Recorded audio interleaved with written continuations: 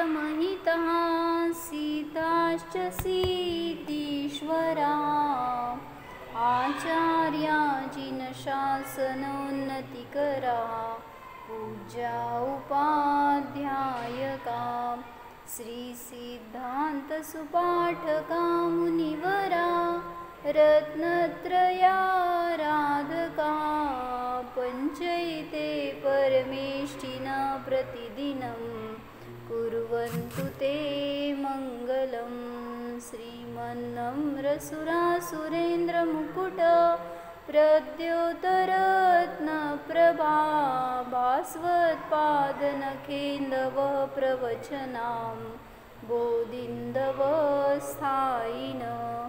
ये सर्वे जिनसिद्धसूर्यनुगतास् ते पाठकाः साधव स्तुत्या योगिजनैश्च पञ्चगुरव कुर्वन्तु ते मङ्गलं सम्यक् दर्शनबोधवृत्तममलं रत्नत्रयं पावनं मुक्तिश्रीनगरादिनाथ जिनप त्युक्तोपवर्गप्रद धर्मसूक्तिसुधा च चैत्यमखिलं चैत्यालयं श्रयालयं प्रोक्तं च त्रिविधं चतुर्विधममी कुर्वन्तु ते मङ्गलं नाभेयादिजिनाधिपास्त्रिभुवन ख्याताश्चतुर्विंशति श्रीमन्तो भरतेश्वर प्रभृतयो ये चक्रिणो द्वादश ये विष्णुप्रतिविष्णुलाङ्गलधरा सप्तोत्तरा विंशति त्रैकाल्ये प्रतितास्त्रिषष्टिपुरुषा कुर्वन्तु ते मङ्गलं ये सर्वौषधरुद्धय सुतपस वृद्धिङ्गता पञ्चये चाष्टाङ्गमहानिमित्तकुशला एष्टाविधाश्चारणा पञ्चज्ञानधरास्त्रयोऽपि बलिनो ये बुद्धिरुद्धीश्वरा सप्तैते सकलार्चिता गणभृत कुर्वन्तु ते मङ्गलं कुर्वन्तु मे मङ्गलं कुर्वन्तु नो मङ्गलम्।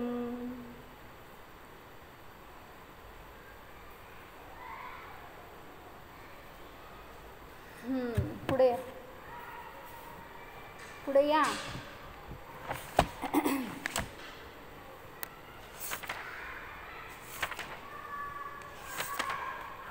वृद्धी म्हणजे काय चाललं होतं प्रकरण?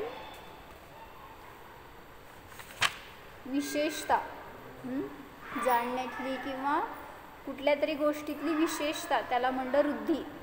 कारण 8 प्रकारच्या वृद्धीमध्ये फक्त ज्ञानाचंच नाही आहे कार्य, तर तप, बल, रस वगैरे हे जे काय आहे ते विशुद्धीच्या निमित्तात प्राप्त झालेली विशेषता ह्याला म्हणलं वृद्धी. मग काल आपण काय बघत होतो?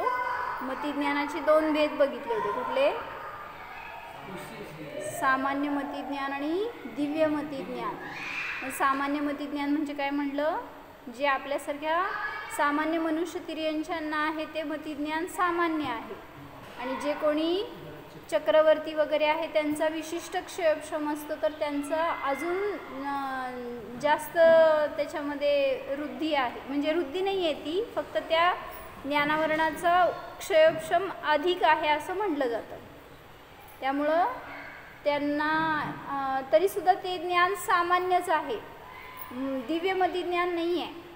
पण जे कोणी वृद्धिधारी, सकल संयमी, भावलिंगी संत आहेत, मुनिराज आहेत, त्यांना असणाऱ्या त्या विशेषतेला नाव दिलं आहे वृद्धी.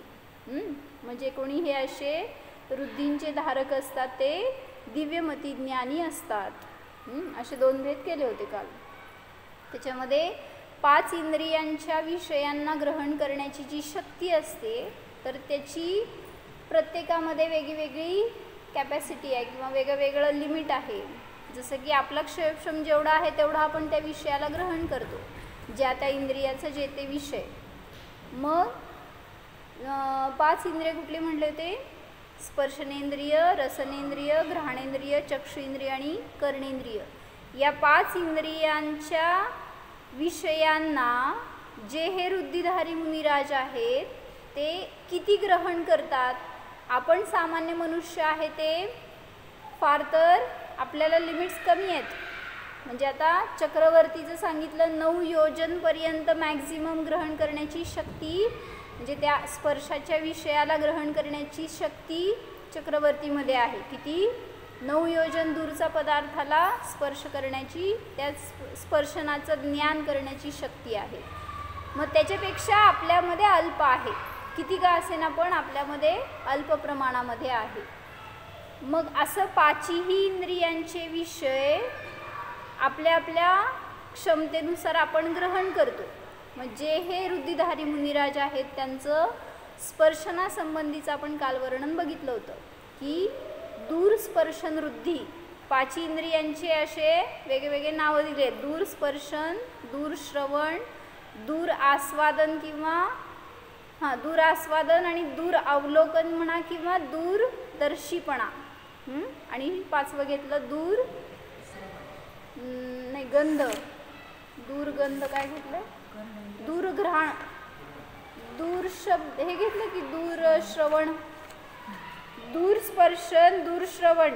बरं जाऊ दे, लाईनींशी जावा. दूरस्पर्शन, दूर आस्वादन, दूरघ्राण, दूर अवलोकन आणि दूरश्रवण असे 5 प्रकारच्या वृद्धी आहेत जे की त्या मुनिराजांना विशुद्धीच्या निमित्तामध्ये प्राप्त झालेले असतात. मग दूरस्पर्शनचं काय बघितलं होतं काल आपण?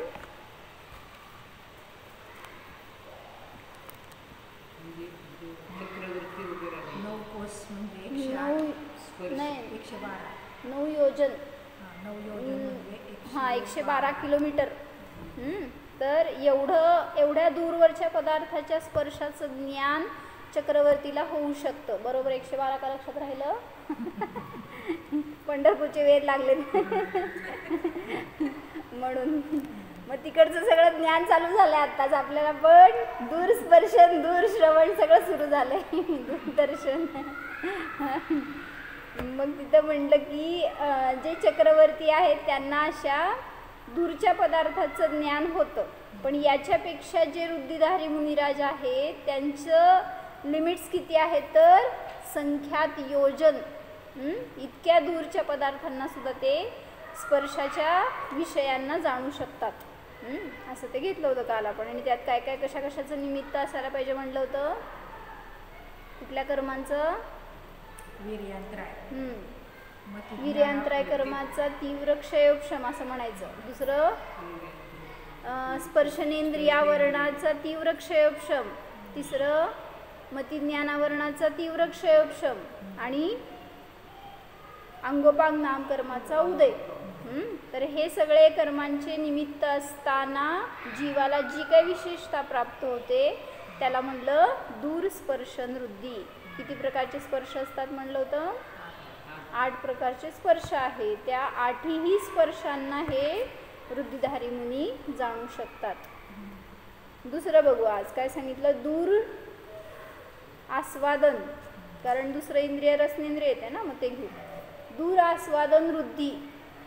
मनुष्य जास्तीत जास्त 9 योजन दूरच्या रसाला जाणू शकतो. मनुष्य म्हणजे कोण आता? हा चक्रवर्तीच. रसाचं ज्ञान करण्याची शक्ती आहे त्याच्यामध्ये. रसाला टच करून टेस्ट करूनच जाणायला पाहिजे असं नाही, तर त्या रसाचं ज्ञान करण्याची शक्ती असू शकते त्याच्यामध्ये, असं आलं. मग मनुष्य म्हणजे चक्रवर्ती घेतला की त्याची शक्ती किती आहे? जास्तीत जास्त 9 योजनपर्यंतच्या त्या रसाला तो जाणेल. पण मुनी दिव्यमतीच्या बळाने संख्यात योजन दूर स्थित पदार्थाचा रस जाणू शकतात.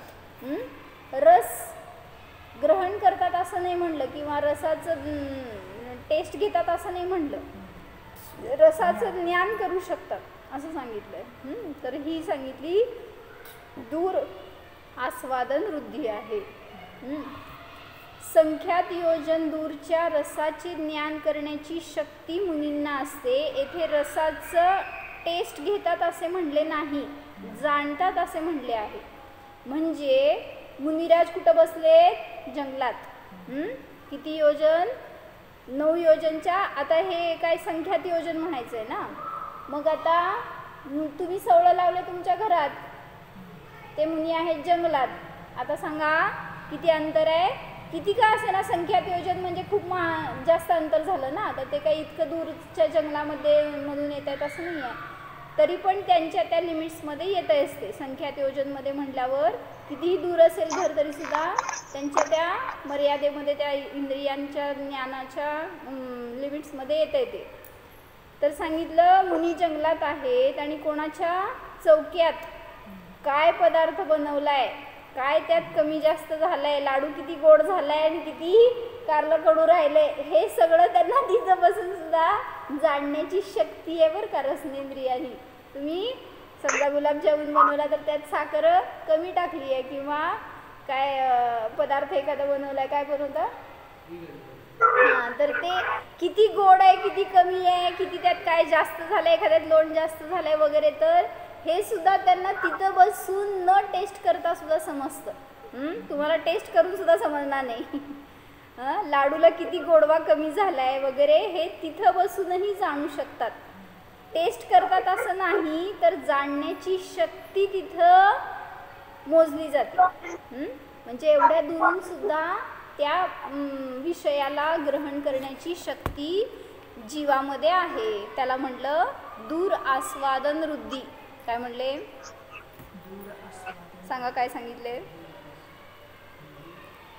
संख्यात योजन जरी लांब बसले मुनी तरी त्यांना तेवढ्या लांबवरच्या पदार्थांचं, कोणाचं? रसनेंद्रियाच्या विषयाचं ज्ञान करण्याची शक्ती प्राप्त आहे.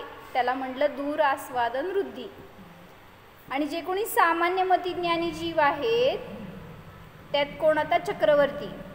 तर 9 योजन दूरच्या रसाला जाणू शकतात. जसजशी विशुद्धी वाढत, उपयोग नाही आहे, एक शक्तीच दाखवायला लागलेत. नाहीतरी केवली भगवंतांच्या ज्ञानात 3 लोक झळकत आहेत. काय उपयोग आहे?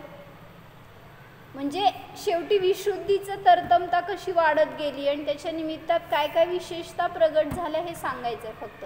64 वृद्धींचं कशाचंही प्रयोजन नाही आहे मोक्षमार्गामध्ये, कुठल्याही वृद्धीचं नाही आहे.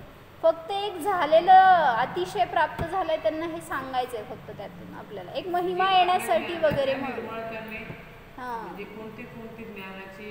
त्यातून महिमा कळायला पाहिजे ना. अशा विशुद्धीचं हे फळ असतं, मग ते फळ त्यांना प्राप्त झालंय.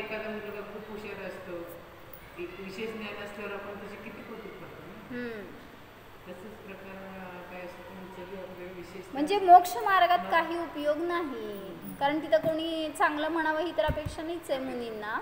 पण जसं तुम्ही एखादा बिझनेस करता तर पहिल्यांदा त्यात विचारता ना काय प्रॉफिट आहे, किंवा ह्याचं काय आहे, तुमचं टर्नओव्हर काय आहे, त्याचं यील्ड काय निघतंय वगैरे, हे सगळं पहिला कॅल्क्युलेट केल्याशिवाय, त्याचा आयडिया घेतल्याशिवाय तुम्ही त्या बिझनेसमध्ये प्रवेश करत नाही. मग तसं सांगितलं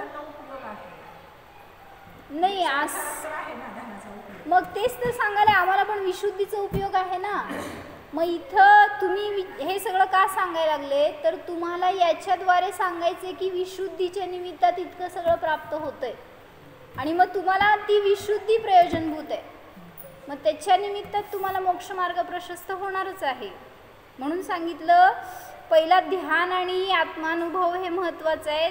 कारण म्हणूनच तर त्यांना जोडल्यात हे सगळ्या वृद्धी. भावलिंगी वृद्धी संपन्न मुनिराज आहेत कुठल्या 6व्या 7व्या गुणस्थानवरती वगैरे, त्यांच्या ठिकाणीच अशा वृद्धींची महिमा दिसून येते. बाकी इतर सामान्य मनुष्यांच्या ठिकाणी वगैरे अशी वृद्धी सांगितली जात नाही. फक्त विशेषता म्हणणार त्याला, पण त्याच्यापेक्षा सुद्धा मुनींच्या ठिकाणी अधिक विशुद्धी आहे, अधिक क्षयक्षम आहे, अधिक तिचं त्याचा व्यापार वगैरे, व्यापार नाही सॉरी, अधिक त्याची क्षमता वगैरे दिसून येते.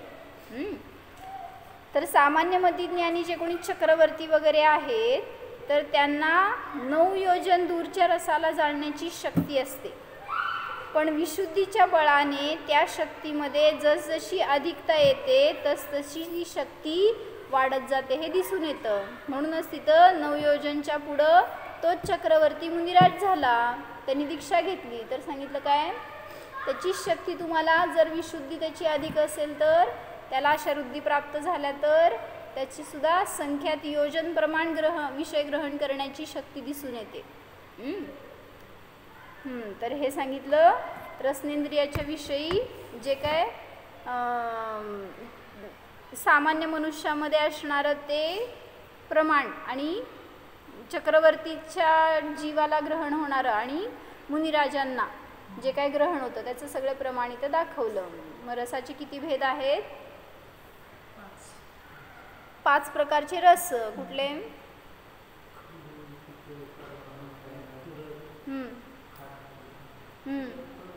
आंबट, गोड. 6 झाले की तुमचे मग का 7 झाले? आमच्याकडं 5च आहेत. कशाला म्हणजे तिखट.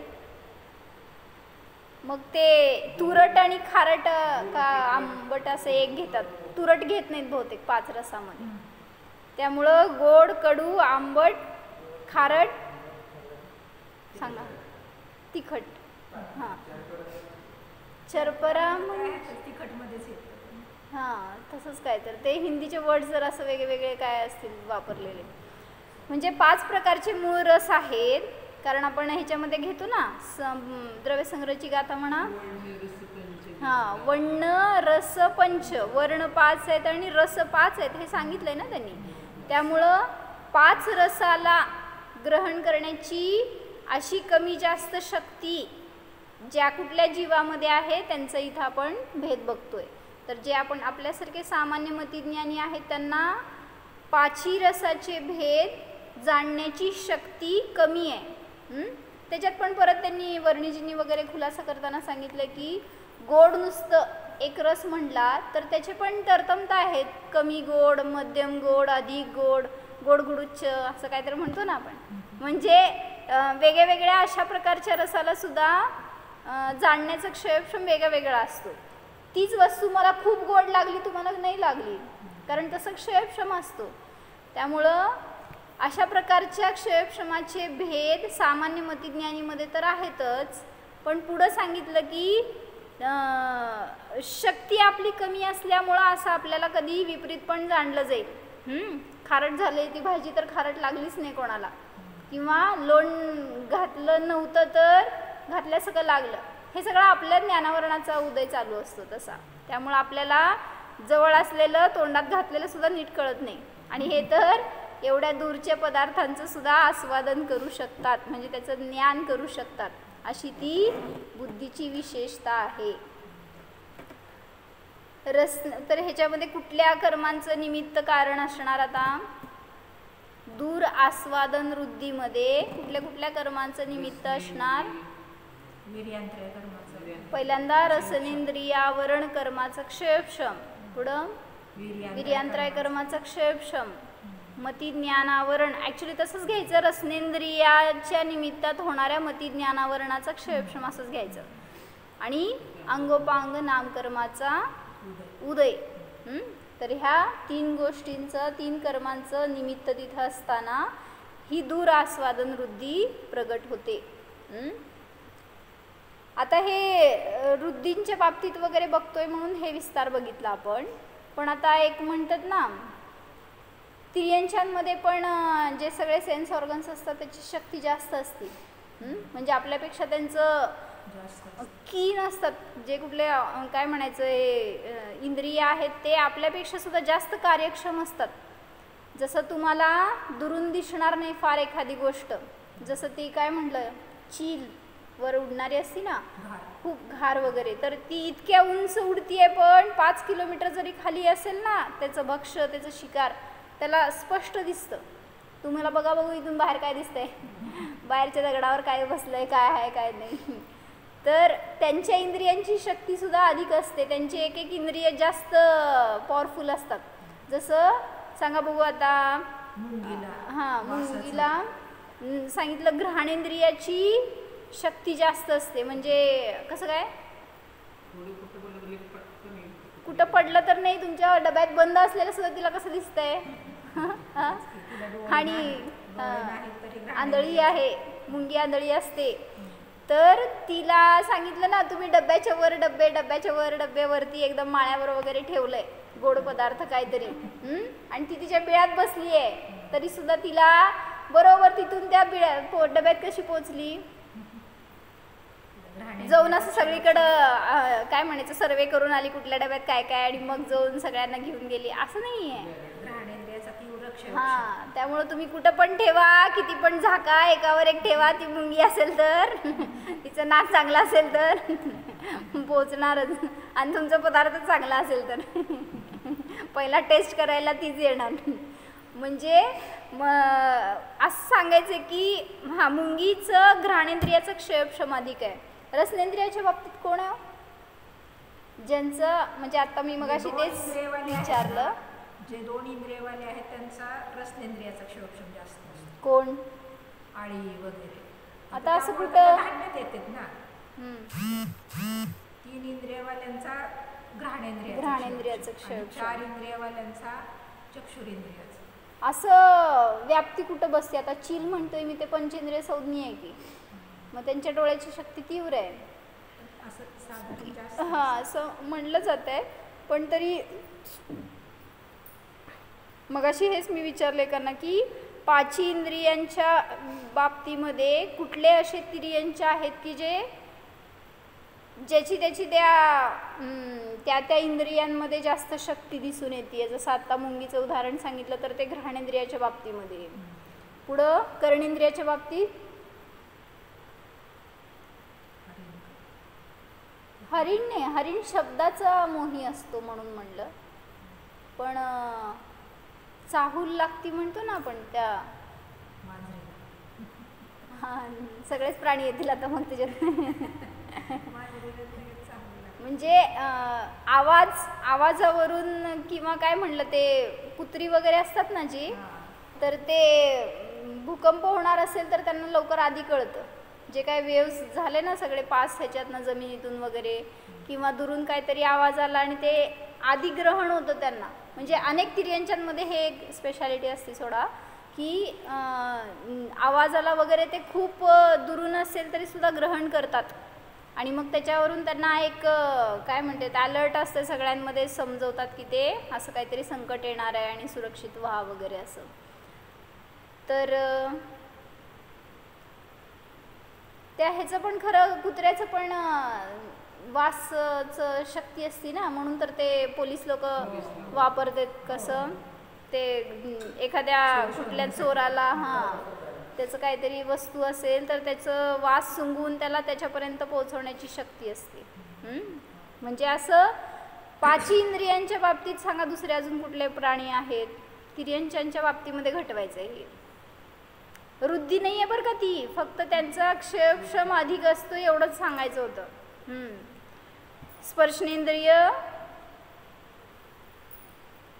रसनेंद्रिय पण राहिलं ना आपलं, रसनेंद्रिय, घ्राणेंद्रिय झालं, चक्षुंद्रिय, चील आहे, आणि कर्णेंद्रिय सांगितलं. स्पर्शनेंद्रिय आणि रसनेंद्रियाच्या बाबतीत सांगा उदाहरण कोण आहे. स्पर्शाचं ज्ञान ज्याला तीव्रतेने होतं असं तो तिर्यंच.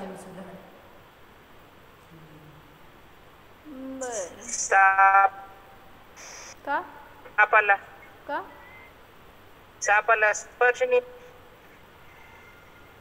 नाही काय असं त्याची स्पेशालिटी सांगा की कशा. म्हणजे जमिनीचे स्पर्श ते कंपन जाणवतात ना त्यांना सापाला. होय का, स्पर्शनेंद्रियच आहे की ते. हा 5 इंद्रिय आहेत की साप, तर पंचेंद्रिय संज्ञा आहे. पण असं जे मी आत्ता सांगितले ना, अशा प्रकारचं काय खूबी असती का त्यांच्यामध्ये, असं असणारे तिर्यंच आपण बघतोय. अजून कोण आहे.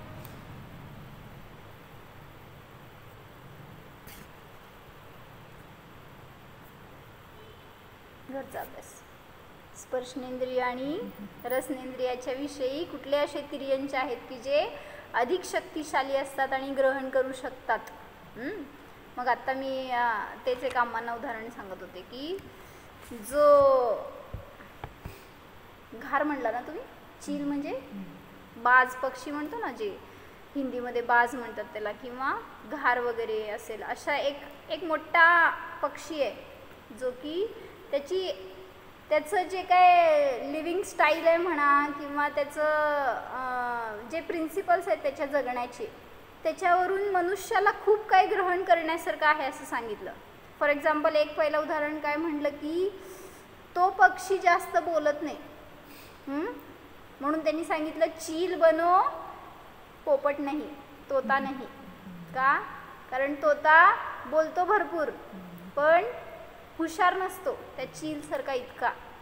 जो जास्त बोलतो तो जास्त हुशार नसतो. जो कमी बोलतो तो जास्त हुशार असतो. मग त्यांनी सांगितलं म्हणून की पोपट बनू नका, घार बना, किंवा एक काय तसल्या टाईपचं आपल्यामध्ये क्वालिटी यायला पाहिजे म्हणून सांगतायत बरं का. तर त्याचे असे 5 गोष्टी सांगितल्यात त्यांनी की जे आपल्याला काय त्याच्यातून बोध मिळतो ह्याच्यासाठी. तर तो जो ईगल आहे किंवा घार आहे ते काय सांगितलं, फ्लाय अलोन. पहिलं पॉईंट सांगितलं काय, ते एकटा उडतो, असं संघामध्ये कुठल्या पण पक्ष्यांबरोबर असं नाही उडत. उडला तर ठीक आहे, एखाद्या दुसऱ्या चील बरोबरच उडेल, पण सामान्य चिमणी कावळा असल्याबरोबर कोणाबरोबर पण उडत नाही. आणि त्याची उडान कशी असते, खूप उंच असते. बघितलं असेल का ह्याच्यामध्ये आकाशात वगैरे की तो नेहमी एकटा उडतो. चिमण्या आधी छोट्या पक्ष्यांबरोबर उडत नाही. बाकीच्यांच्या कंपॅरेटिव्ह तो खूप उंचावर उडतो. बाकी कुठले पक्षी इतक्या उंच जाऊ शकत नाहीत. आता आपण नजर टाकली तर कळतं की खूप लहान आकारामध्ये कोणतरी उडतंय, पण तो खूप मोठा पक्षी आहे आणि तो आकाशामध्ये सगळ्यात उंचीवर उडतो. मग ह्याच्यावरून तुम्हाला काय बोल, फ्लाय अलोन हे पहिलं त्यांनी पॉईंट जे घेतलंय ना, तर तसं सांगितलं की तुम्ही सुद्धा एकत्वाची साधना करा. आणि जे कोणी छोटे आणि खोटे लोक असतात ना त्यांच्याबरोबर राहू नका. जसं की ती घार कोणाबरोबर सुद्धा असं शेअर करायला जात नाही स्वतःचं लोनलीनेस. ती एकटं उडते, एकटंच जगते, एकटं आनंद भोगते. तसं तुम्ही पण एकत्वाचा स्वाद घ्या. एकटे राहावा तर भलेही घरात आहेत ती सोडून देऊ नका कोणाला. तसं सोडलं तर चांगलंच आहे, दीक्षा घ्या, पण घरात असताना सुद्धा एकत्व रूपाने आपली परिणती चालू असेल तर कुठलाही आपल्याला तिथं त्रास नाही. म्हणून सांगितलं स्वतःला ओळखा आणि एकत्वाची साधना करा. हे पहिलं पॉईंट. दुसरं सांगितलं क्लिअर व्हिजन. त्या पक्षाची जे हा घार आहे ना त्याची दृष्टी इतकी तीक्ष्ण असते. हेच मी आत्ता उदाहरण दिलं की 5 किलोमीटरवरून त्या शिकाराला पाहू शकतो. तो जे काही शिकार त्याला करायचं आहे तर ते तिथं वर बसून इतक्या दूरपर्यंत असणारा तो पक्षी ते शिकार त्याला खूप वेळपर्यंत निरीक्षण करतो आणि मग सांगितलं ते त्या हातातून सुटत नाही. तर त्याला कितीही मग त्याच्यामध्ये प्रॉब्लेम्स येऊ देत, अडथळे येऊ देत, पण ते त्याला मिळवतच. तसं सांगा तुमच्यावर काय आता अध्यात्म. जसं तो पक्षी त्याची दृष्टी एवढी क्लिअर असते, इतकं तीव्र असते आणि त्याला जे काय मिळवायचं आहे तर तो कितीही त्याला मध्ये अडथळे आले तरी सुद्धा, अडचणी आल्या तरी सुद्धा त्याला सोडत नाही, ते मिळवतोच. तसं आपली दृष्टीसुद्धा निर्मळ करा. दृष्टी म्हणजे आता इथं श्रद्धान जे आहे ते निर्मळ करा, तर विशुद्धी अशी वाढणार की कितीही अडथळे आले, अडचणी आल्या तरी सुद्धा आपल्याला आपला मोक्ष स्वभाव, मोक्ष मार्ग आणि मोक्षदशा प्राप्त होणारच. आणि ती होईसपर्यंत मागं हटू नका. जसं की तो त्या शिकाराला पकडेपर्यंत कितीही अडथळे आले तरी सुद्धा आपलं सगळं बळ वापरतो, पण ते मिळवतोच. तसं आपल्या ध्येयाला मिळवण्यासाठी म्हणून पुरुषार्थ करा. काय 2 गोष्टी सांगितल्या. बुद्धी कुठली आली आता, दृष्टी आणि काय, 2 गोष्टी काय सांगितल्या घरीच्या. एकत्व हा, एकत्व करा. फ्लाय अलोन, एकटं उडतं ते. आणि दुसरं सांगितलं क्लिअर विजन, स्वतःवर घटवा तर लक्षात राहतं. दृष्टी आपली पण निर्मळ असेल तर आपण मोक्षमार्गामध्ये पुढं सरकू शकतो. तिसरं सांगितलं की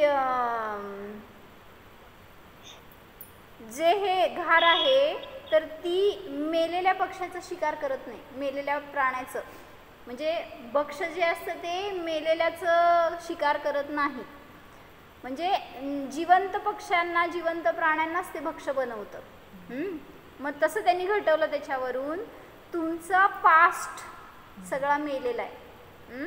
छान घटवलं त्याने. ऐकते हां, ऐकते, सांगते ऐका. आपला पास्ट मेलेला आहे. मग त्या मेलेल्या सडलेल्या विचारांना स्पर्श करू नका. जसं ते समोर जर मेलेलं पक्षी वगैरे पडलं असेल तर त्याला स्पर्श करत नाही, बघत सुद्धा नाही त्याच्याकडे ते. मग तुम्ही तुमच्या पास्ट म्हणजे भूतकाळात सगळ्या घडलेल्या या सगळ्या घटना, काहीतरी विचार, हे सगळे मृत आहेत. मग त्याला तुम्ही स्पर्श करू नका, त्याच्यावर ध्यान देऊ नका. हां, म्हणून तर की जो पास्ट त्रासदायक, पीडादायक आहे त्याला तिथंच भूतकाळातच राहू दे, पास्टमध्येच राहू दे. त्याला वर्तमानात आणू नका. कारण तो पास्ट वर्तमानात आला तर तुम्हाला कधीच वर्तमानात राहू देत नाही. काय कळलं? काय कळलं सांगा? भूतकाळातल्या आठवणी आपल्याला वर्तमानामध्ये नीट जगू देत नाही. हां, म्हणजे तुम्ही भूतकाळातच जगताय ना मग. आणि महाराजांचं पण वाक्य काय आहे धर्माविषयी? धर्म कशाला म्हणायचं? वीरसागर महाराजांनी वाक्य सांगितलेलं, वर्तमानामध्ये आनंदाने जगण्याची कला. वर्तमानात, हे वर्तमान सोडताय तुम्ही आणि एक तर भूतात जगताय नाही तर भविष्यात जगताय. कोणी जीव वर्तमानात जगत नाही म्हणून त्याला सावधानता नाही आहे, जागरूकता नाही आहे की स्वभाव काय आहे आणि मला कुठं आनंद भोगायचा आहे. आत्तासुद्धा वर्तमानात काय विचार चाललाय तुमचा, पुढं काय सांगणार. म्हणजे भविष्याचा आला का नाही, हे संपल्यावर काय करायचं आहे, किंवा उद्या तिथं जायचं आहे, उद्या हे आणायचं आहे, ते करायचं आहे. सगळी भविष्याची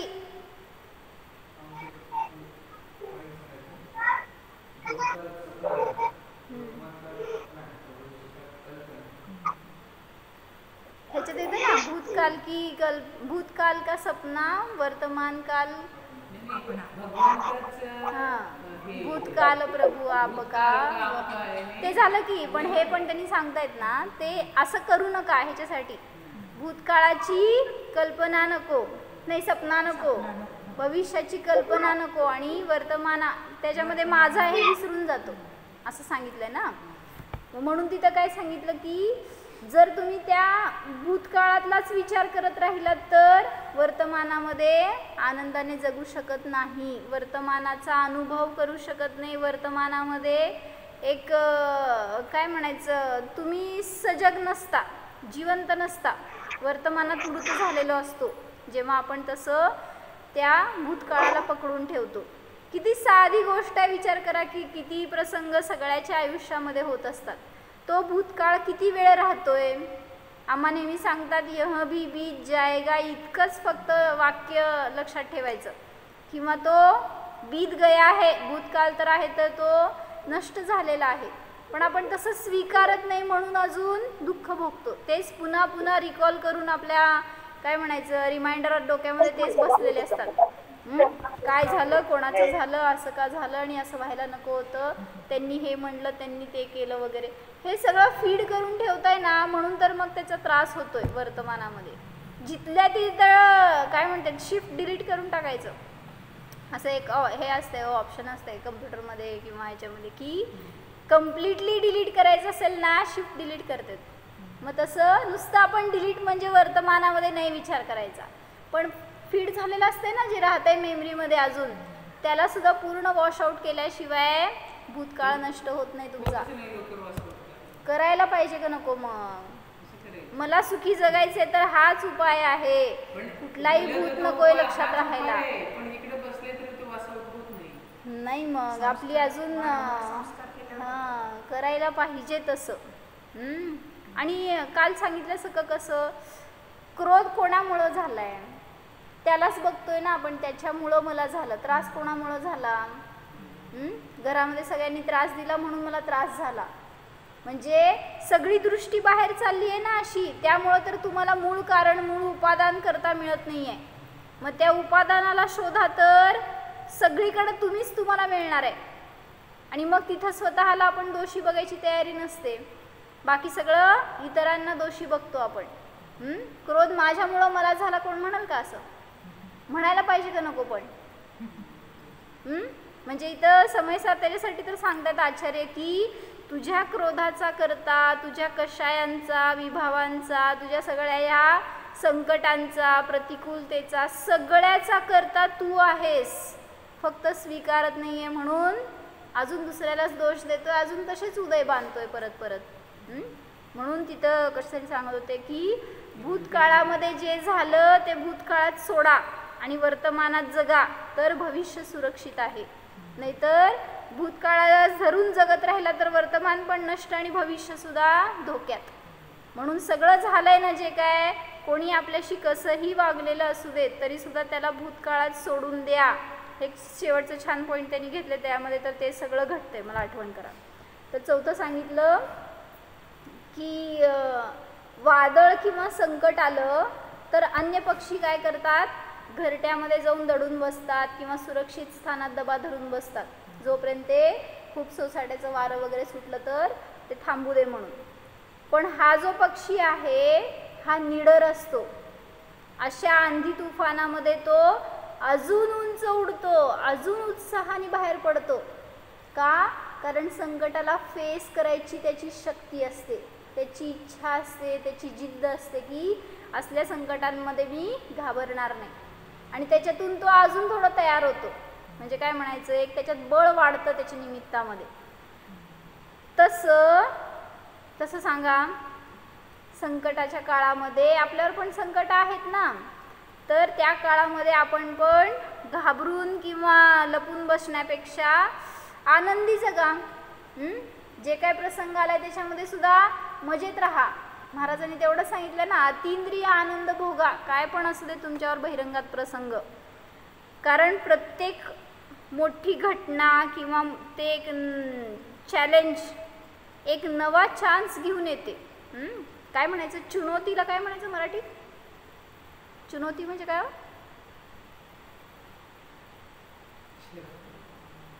नाही, त्यांनी असं घेतलंय वाक्य की हर नई चुनौती नया चान्स. आव्हान येते. तर प्रत्येक असं मोठं आव्हान तुमच्यासाठी एक नवीन चान्स घेऊन येते. म्हणून त्या चान्सला ओळखा, तो चान्स वाया जाऊ देऊ नका, तर सर्व संकट खाली आणि तुम्ही त्याच्या वर असणार. जसं तो चील सगळ्यात उंचावर उडतो, तसं अजून एक पॉईंट आहे, ते उद्या घेऊ आपण.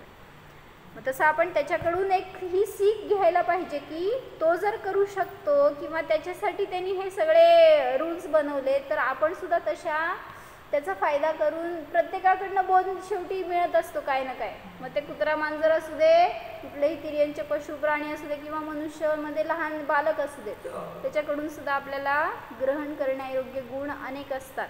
फक्त आपली गुणग्राहक दृष्टी असायला पाहिजे. म्हणून गुणग्राहक बना. हो जाणा. स्पर्शनेंद्रियातीत अस्पर्शी स्वभाव जाणा. रसनेंद्रिय रहित अरस स्वभाव पहा.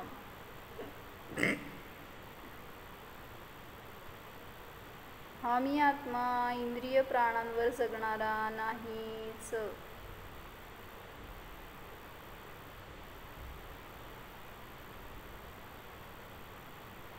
रसनेंद्रिय जाणत नाहीत, जाणणारा मीच आहे. चैतन्य स्वरूपोऽहम् अरस स्वरूपोऽहम्. ओम